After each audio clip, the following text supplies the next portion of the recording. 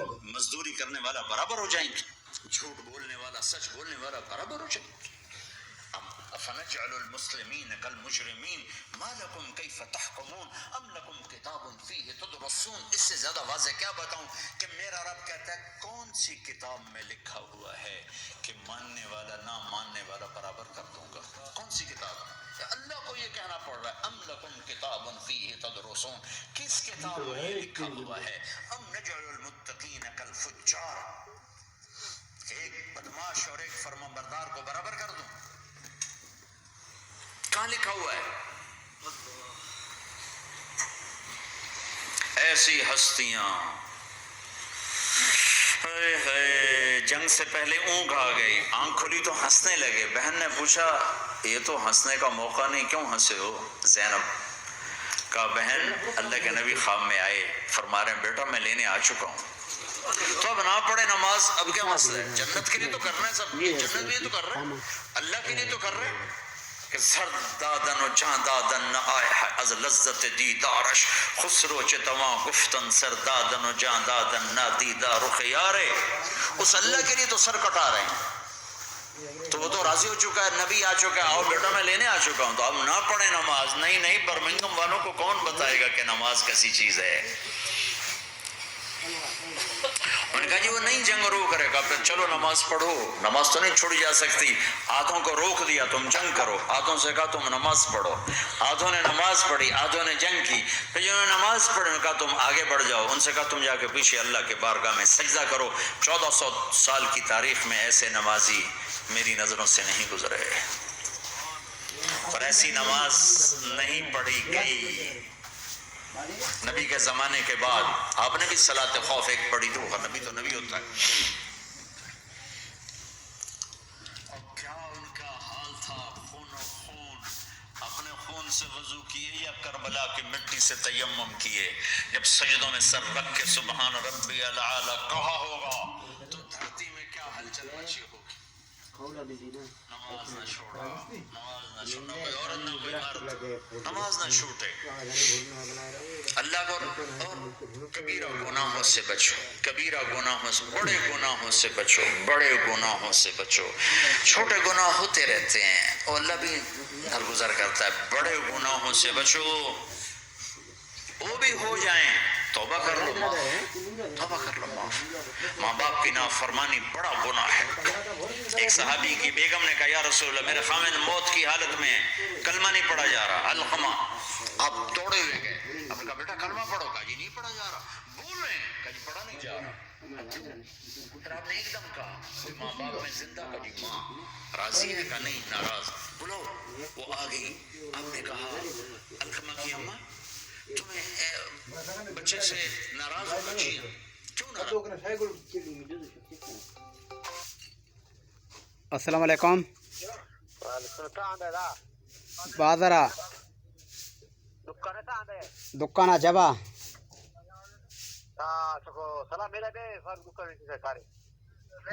آلی کمڑو مرسا وٹا آلی دیروں ٹھیک ہے۔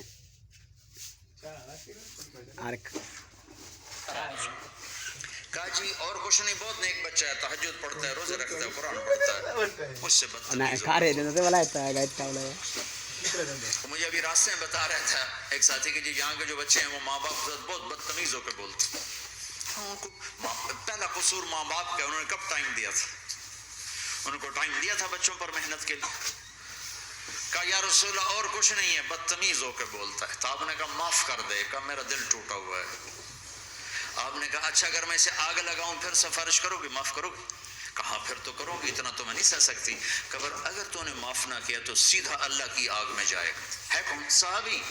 آپ نے کہا اچھا یا رسول اللہ میں معاف کرتی ہوں، میں معاف کرتی ہوں۔ تو آپ نے کہا بیٹا کہو لا الہ الا اللہ، تو اس نے کہا لا الہ الا اللہ، اور جان نکل گئی۔ پھر آپ نے اس کا جنازہ پڑھا اور اس کے دفن میں شریک ہوئے، قبر تک گئے۔ پھر آپ نے دفن کے بعد اعلان کیا جس نے ماں باپ کو دکھ دیا اس پہ اللہ کی لعنت، فرشتوں کی لعنت، زمین آسمان کی لعنت۔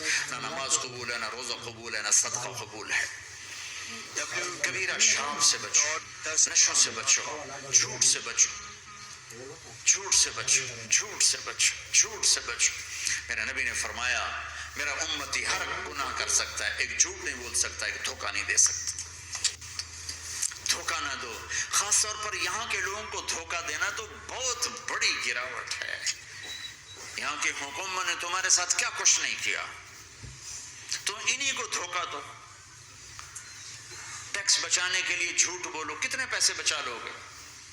جھوٹ بول کے تم نے سارا ملک بچا لیا تو اللہ کی قسم گھاٹے کا سودا۔ پیسہ نہ بچاؤ، سچ کو بچاؤ۔ سچ پراپرٹی ہے، پیسہ پراپرٹی نہیں ہے، سچ پراپرٹی ہے۔ ہمارے ملکوں میں تو لوگ ٹیکس نہیں دیتے ہیں کہ حکومتیں کچھ لگاتی ہیں کچھ کھا جاتی ہیں، یہاں تو سارا تم پہ لگاتے ہیں۔ کیوں جھوٹ بولتے ہو؟ کیوں دھوکہ دیتے ہو؟ احسان دانش کی کتاب زندگی میں ایک واقعہ میں نے پڑھا کہ جب انگریز کی حکومت تھی ہندوستان پہ تو ایک دلی میں ایک گرو تھا جو جیب کترا تھا، اس کے آگے چیلے تھے جو جیب کاٹ کے کمائی دیتے تھے۔ تو ایک دن ایک اس کا چیلا یعنی ایک لڑکا 2 روپے لے کر آیا، تو اس کے ٹیچر نے اس کو ڈانٹا کہ اتنے تھوڑے پیسے آج لائے ہو، صرف 2 روپے۔ تو اس نے کہا استاد جی آج بڑا موٹا مال پکڑا تھا، آج ایک انگریز کی جیب کاٹی تھی، بڑے پیسے تھے۔ لیکن جب میں 4 قدم چلا تو مجھے خیال آیا کہ اگر قیامت کے دن عیسیٰ علیہ السلام نے میرے نبی کو تانا دے دیا، گلہ دے دیا کہ آپ کے امتی نے میرے امتی کی جیب کاٹی تھی، تو پھر میں اپنے نبی کو کیا جواب دوں؟ اور میرا نبی میری وجہ سے شرمندہ ہو کہ بس اس شرم میں جا کر میں نے اس کو واپس دے دیے، اور یہ اپنے کے 2 روپے کھسکا کے لایا ہوں۔ تو وہ گرو نے اس کو 10 روپے انعام دیا کہ بیٹا یہ تیرا آج کا انعام ہے کہ تو نے خوب کیا۔ تو تمہارا ان لوگوں سے واسطہ ہے، عیسیٰ علیہ السلام تانا دے بیٹھے تو کدھر جاؤ گے؟ جھوٹ نہ بولو چاہے سب کچھ دینا پڑ جائے، جھوٹ بول کے پیسہ نہ بچاؤ، دھوکہ دے کے کاغذات نہ بناؤ۔ یہاں کی لڑکیوں سے اس لیے شادی کرنا کہ میرے کاغذات بن جائیں، اللہ کے واسطے ایسی ذلت کے کام نہ کرو۔ میرے نبی نے فرمایا جس نے دھوکہ دیا میری امت سے نکل گیا۔ نماز چھوڑنے پر کہا اس نے کفر کیا، جس نے نماز چھوڑی کفر کیا، اور جس نے دھوکہ دیا میری امت سے نکل گیا۔ من غش فلیس منا، جھوٹ نہ بولو، دھوکہ نہ دو، سب کچھ چلا جائے جانے دو، سچ کا ساتھ، سچ کا ساتھ۔ ابن خراش رحمت اللہ علیہ کے بارے میں مشہور تھا، زندگی بھر کبھی جھوٹ نہیں بولا۔ حجاج کا زمانہ، ان کے 2 بیٹے حجاج کے خلاف جنگ میں شریک ہو گئے، پھر ان کو شکست ہو گئی، وہ بھاگ گئے، پھر چھپتے چھپاتے گھر پہنچ گئے۔ سی آئی ڈی نے بتایا کہ وہ گھر آ گئے، تو حجاج نے کہا آج ابن خراش کا امتحان، ان کو بلایا ابن خراش اور تیرے 2 بیٹے ہمارے خلاف جنگ میں شریک ہوئے تھے، وہ پہ بھاگ گئے تھے، ان کو کوئی خبر ہے کہاں ہے؟ تو انہوں نے مسکرا کر فرمایا کہ حجاج زندگی موت تو اللہ کے ہاتھ میں، گھر آ چکا۔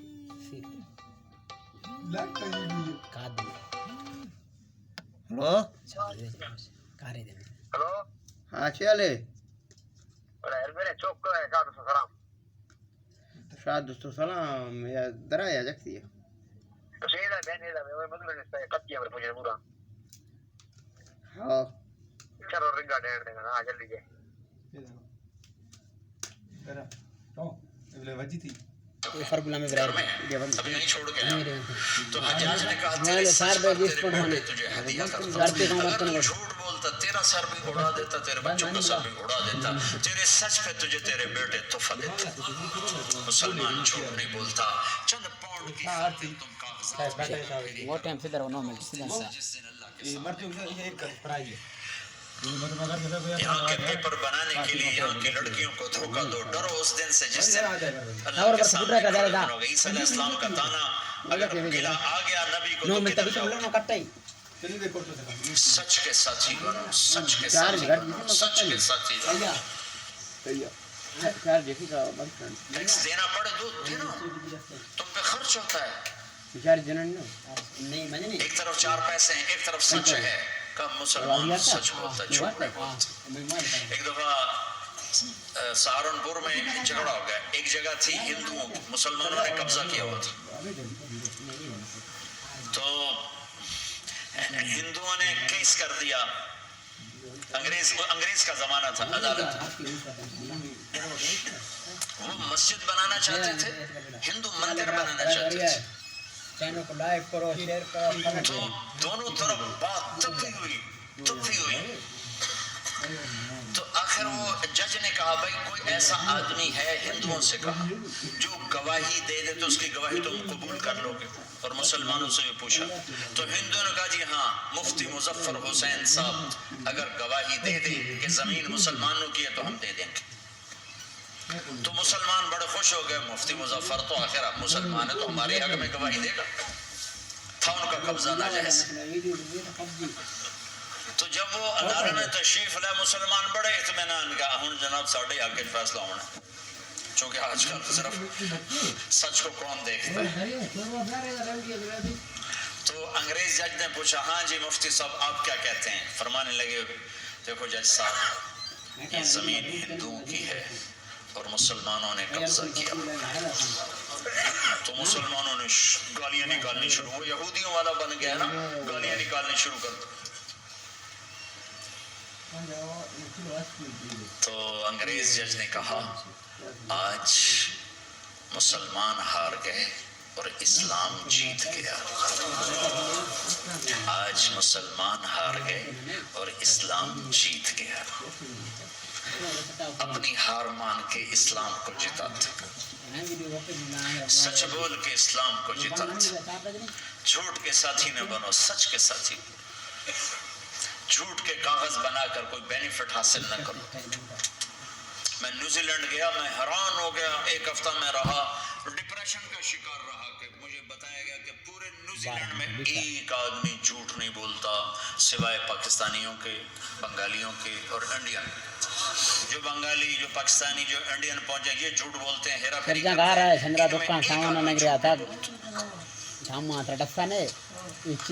ہیں۔ سچ تو ایک عالمی صفت ہے، جو اللہ کو نہیں مانتا وہ بھی کہتا سچ بہت اعلیٰ چیز ہے، اور تمہیں تو تمہارا نبی کہہ رہا ہے الصدق ینجی والکذب یہلک، سچ نجات دیتا ہے، جھوٹ ہلاک کرتا ہے۔ آپ تشریف لے جا رہے تھے، آپ کو آواز آئی یا رسول اللہ، تو آپ نے ادھر ادھر دیکھا، کوئی نظر نہیں آیا، پھر آواز آئی یا رسول اللہ، پھر آپ نے دیکھا تو ایک ہرنی آپ کو پکار رہی تھی، رسی کے ساتھ، تو آپ اس کے قریب گئے، کیا ہوا؟ کئی آپ کا ساتھی مجھے پکڑ کے لایا ہے، میرے چھوٹے چھوٹے بچے ہیں، بھوک سے وہ تڑپ رہے ہوں گے، آپ مجھے چھوڑ دیں، میں ان کو دودھ پلا کے واپس آ جاتا۔ اب وہ پرائی چیز ہے، تو آپ نے کہا اگر تو واپس نہ آئی تو پھر، کہ اگر میں واپس نہ آئی تو مجھے آگ میں ڈالتے جہنم۔ تو آپ نے اس کی رسی کھول دی اور خود وہیں بیٹھ گئے، وہ دوڑتے دوڑتے پہاڑوں میں غائب ہو گئے اور آپ وہیں بیٹھے رہے۔ کچھ دیر کے بعد آپ نے دیکھا وہ پہاڑ سے اتر کر آ رہی تھی، کہ یا رسول اللہ میں حاضر ہو گئی، تو آپ نے اس کو رسی سے باندھ کے وہیں کھڑا کر دیا اور خود وہیں بیٹھ گئے۔ تھوڑی دیر ہوئی تو وہ آ گئے شکاری جو نے شکار کیا تھا، تو آپ نے کہا، ان کا نام کوئی نہیں موجود، تو آپ نے کہا میرے بھائی میری ایک درخواست ہے، آپ پوری کریں گے؟ کہ یا رسول اللہ کیوں نہیں، کہ یہ ہرنی مجھے ہدیہ کرنا، کہ یا رسول اللہ سب کچھ آپ کا ہے، کہ بس مجھے ہرنی چاہیے، آپ لے لیں۔ تو آپ نے اس کی رسی کھولی، کہ جا بیٹی اپنے بچوں کے پاس پہنچ گئی، سچ نجات دیتا ہے، جھوٹ ثواب ملے گا، ہم کو بھی انشاءاللہ ثواب ملے گا۔ یہ پرکادا شاہ کوپا شاید نیچے حل اٹھ رہے ہیں، سیدھا رہو 14 منٹ کا 4:20 میں 4:20 صحیح ہے، لبا رہنا ہے۔ جہاں تک وہ نظروں سے اوجھلنے ہوئی، وہ آپ کو مڑ مڑ کے یوں سلام کرتی گئی، سچ تو ایک ہرنی کو نجات دے گیا، تمہیں نہیں دیکھا، تمہیں کس پاگل نے کہا جھوٹ بول کے پیسہ بچاؤ، جھوٹ بول کے کاغذ بناؤ، دھوکے دے کے پیپر بناؤ؟ اللہ کے واسطے اس حقارت والی سوچ سے نکلو، انسانیت پر داغ نہ بنو، ان کے قدردان بنو جنہوں نے تمہیں پاسپورٹ دی، جنہوں نے تمہیں تعلیم کے مواقع دیے، تمہیں ہر شے میسر کی، اور آخری ممکن حد تک تمہیں ظلم سے بچانے کی کوشش کی۔ محسن کے اوپر کیوں آئے تھے اس دیس میں؟ آئے ہو تو پھر دھوکے سے بچو. جھوٹ مسلمان کہیں بھی ہو دھوکے سے بچتا ہے.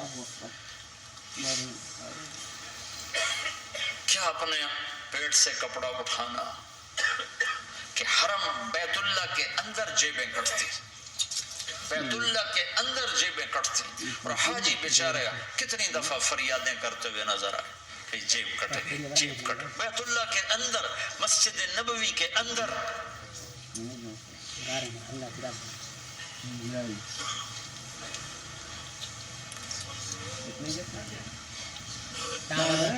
سوال ایسے نہیں آتا. 3 کام جو کرے گا کبھی عزت نہ دیکھے گا. 3 کام جو کرے گا کبھی عزت نہ دیکھے گا. 3 کام جو کرے گا کبھی عزت نہ دیکھے گا. 3 کام جو کرے گا کبھی ذلت نہ دیکھے گا. 3 کام جو کرے گا کبھی ذلت نہ دیکھے گا. 3 کام جو کرے گا کبھی ذلت نہ دیکھے گا. جو جھوٹ بولتا ہے, جو ظلم کرتا ہے, جو دھوکہ دیتا ہے, جو جھوٹ بولتی ہے, جو ظلم کرتی ہے, جو دھوکہ دیتی ہے, عزت کے خواب دیکھنے چھوڑ دے. ذلت مقدر ہے اس جہان میں اس جہان. قوم ہو, فرد ہو, عورت ہو, مرد ہو, ظلم ہے, جھوٹ ہے, دھوکہ ہے, رب ذوالجلال کی قسم ذلت کے سوا کچھ نہ ملے گا. جو سچ بولتا ہو, جو عدل کرتا ہو, جو دیانتدار ہو, اس کے لیے عزت مقدر ہو گئی, ہو گئی. سچ ایک فرد میں ہے, عدل ایک فرد میں ہے, دیانت ایک فرد میں ہے یا ایک قوم میں ہے. انہیں عزت دینا یقینی ہو گیا. میرا اللہ انہیں دے کے رہے گا, چاہے وہ اللہ کو مانتے ہیں چاہے اللہ کا انکار کرتے ہیں. آگے آخرت کا مسئلہ الگ ہے. یہاں قوم, فرد, قبیلہ, کوئی مذہب, پتھر کا پجاری, آگ کا پجاری, سچ بولتا ہے, ظلم نہیں کرتا, دیانتدار ہے. اللہ کی قسم اللہ اسے عزت کی زندگی دے گا. رات کا تہجد گزار, دن کا روزے دار, کہیں ظلم کرتا ہے, کہیں جھوٹ بولتا ہے, کہیں دھوکہ دیتا ہے, ذلت اس کے ماتھے پہ لکھ دی جائے گی, اور موت کے بعد کی ذلت بھی ساتھ اٹھے گی.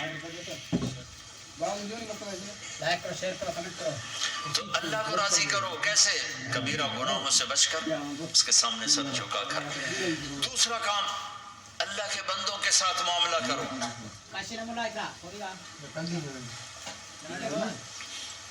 سارا معاملہ 2 حدیثوں میں بتا دیتا, 2 حدیثوں کہ یہ 2 کام کر لو, ساری دنیا کے محبوب بن جاؤ گے, تمہارے گھر جنت بن جائیں گے, میاں بیوی میں محبت قائم ہو جائے گی, ساس بہو میں محبت ہو جائے گی, باپ بیٹے میں محبت ہو جائے گی, ماں بیٹی میں محبت ہو جائے گی, بھائی بھائی میں محبت ہو جائے گی. 2 کام کر لو, ان 2 میں سب کچھ چھپا ہوا ہے.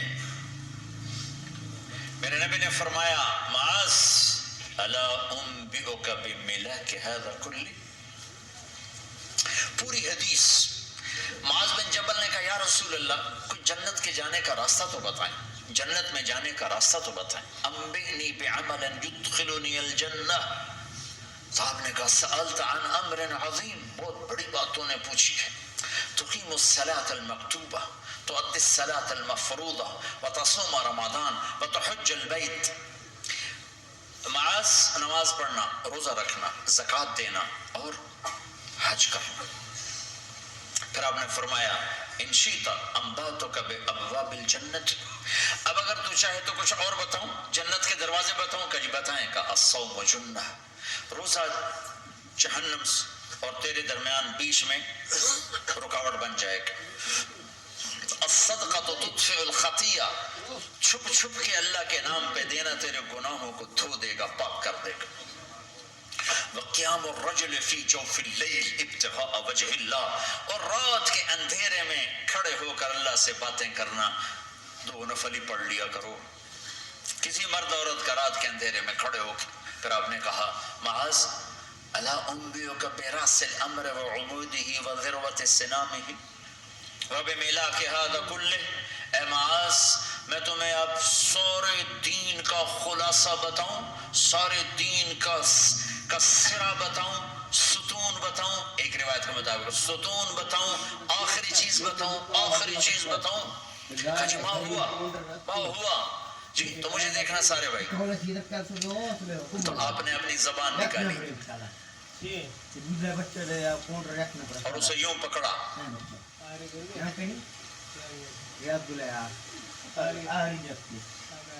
معاذ اپنی زبان پہ قابو پا جا، یہ میری پوری شریعت ہے، یہ پورا دین ہے۔ یہ کس کو سمجھایا ہے؟ معاذ کو۔ کیسے سمجھایا؟ جیسے چھوٹے بچے کو سمجھاتے ہیں، ایکشن کر کے۔ صرف اتنا بھی تو کافی تھا بھائی، زبان کی احتیاط کیا کرو۔ ایسے سمجھایا جیسے چھوٹا بچہ، کیوں کہ مشکل ترین کام ہے۔ 22 ویلر ٹرالے کو بریک لگانا آسان ہے، یہ 2 انچ کی زبان کو بریک لگاتے ہوئے سارے بریک فیل ہو جاتے ہیں۔